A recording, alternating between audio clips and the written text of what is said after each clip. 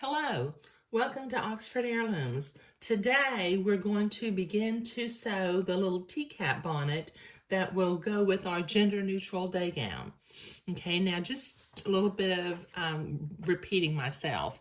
The dimensions for this teacup come from a book by Sarah Howard Stone called French Hand Sewing for Infants.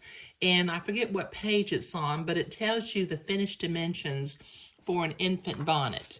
Now, this book has been out of print. This book dates to 1984, but you can still find them, I think, on eBay and also perhaps used on Amazon.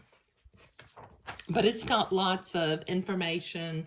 It has a lot of embroidery designs. And I find it to be a really invaluable resource when I'm doing my heirloom sewing. Now, what I have today, I've got my two rectangles, which are my guides for my teacup top and side, and also I'm going to use one for the bag. I've got my ecru entree, which I won't be using today in this video. I've got my ecru edging, and I've got my ecru insertion lace, my leftover. Okay, so in order to prepare to sew the teacup, I'm going to unpin my pattern guide from my two rectangles and start to do some prep work. What I'm planning to do, I'm planning to have pin tucks down the center of the garment, of the teacup, and then I'll have a row of insertion lace and then edging lace. So in order to get back to these same dimensions, we're going to have to, after we sew the pin tucks, we'll be cutting this strip of fabric, but we'll do that in a little bit once I decide how much to cut away. Okay, so I'm going to start with one of these rectangles. And what I'm going to do is I need to sew my first pin tuck right in the center of the bonnet. So I'm going to fold it in half and finger fold a little crease at both ends. Just finger fold a little crease at both ends. Now, using my friction erasable pen, I'm going to make a mark where that crease is on either end. And then using my straight edge, I'm going to line that up,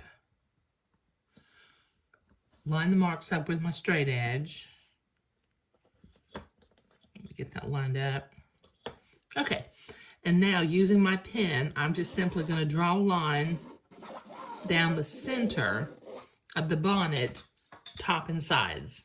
Now on the other piece, on the top and bottom piece, I'm going to make 5 pin tucks. On the back piece, I'm only going to make 3 pin tucks. And just so you know, when you're doing pin tucks, an odd number of pin tucks, for some reason, just looks better than an even number of pin tucks. Don't ask me why. It must be a mathematical thing. Okay, so this time I'm going to fold, because I only need half of this particular guide piece. So I'm going to fold it in half and finger press it in the center. And then I've got a little crease line right down the center of this pattern piece. And using my fabric cutting scissors, I'm simply going to cut this other one in half. Okay, so now I have a whole piece and a half piece, and I can throw this other half piece away because I won't need it. Now, once again, I'm going to, at either end of the rectangle, I'm going to fold it in half and just finger fold a little crease at the halfway mark. Come back in, make a mark with my friction pin at those 2 crease lines. Using my straight edge, I'm going to line up those 2 marks and draw a line down the center of the bonnet. Okay, now that's going to be, this center line on the long one will be the first pin tuck I make of the 5 pin tucks I will sew on the top side. And this center line will mark the first of the 3 pin tucks I will sew on the short piece. Okay, so what I have done, I have switched my needle to a twin needle.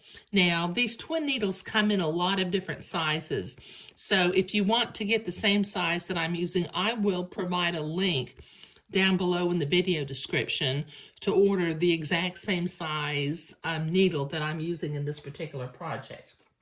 I have my machine threaded with two strands of thread coming from the top and then the bobbin thread for a total of 3 threads. I normally have my tension set at 2.5, on my machine. So in order for these pin tucks to stand up and not be flat, I have changed my tension to 6.5. Okay, now there is such a thing called a pin tuck foot, but oftentimes it limits me on what size and how far apart I can make my pin tucks. And I want these pin tucks to be like what I did on the day gown, and I want them to be 1/4 of an inch apart. And my foot that I have has a 1/4 inch long, it's a 1/4 inch foot. So I'm going to come up here to the end, and I'm going to carefully lower my twin needles, and my friction erasable pin line. Let me see if I can zoom in a little. Oh, went the wrong way. I do that all the time for some reason. Okay, so I've zoomed in a little bit, and just very slowly, I'm going to sew a straight line, keeping my friction erasable pin in between my 2 twin needles as I sew along the line. Now, I do this slowly because these twin needles, they cost a little bit of money and they're prone to break if you go too quick. So I go slow. So this will take me a minute to sew this first line.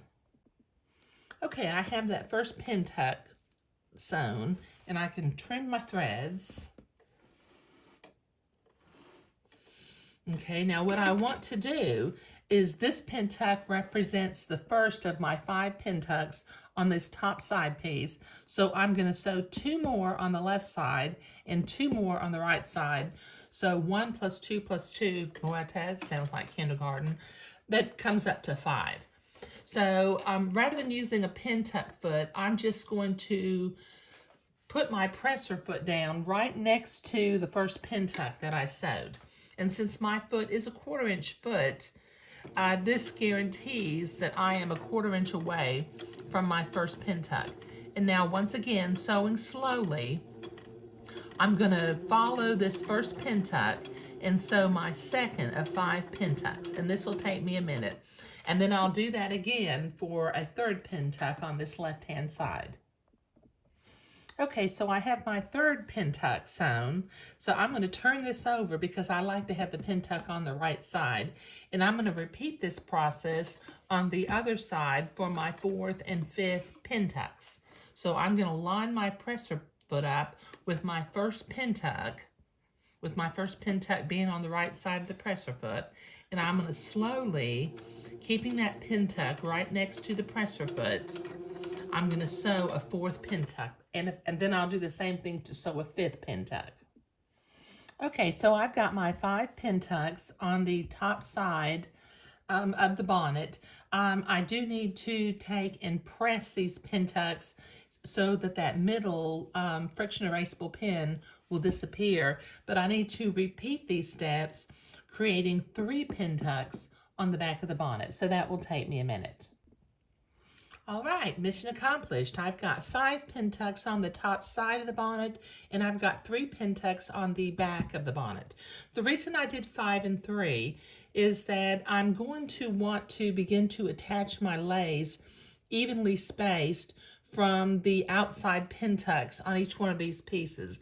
But according to the pattern guide for the little teacup, we want the back of the teacup to not be as wide as the top sides of the teacup.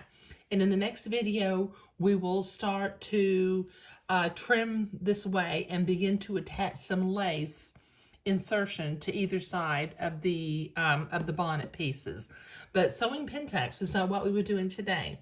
Now, before I stop, I'm going to take my twin needle out of my machine, put my regular needle back in, my single needle, and then, very, very important, I'm going to change my tension back to 2.5 so that when I begin the next step, I don't have my tension all wonky and wonder why my pattern, my garment is not turning out correct. So that'll take me a minute to get that changed.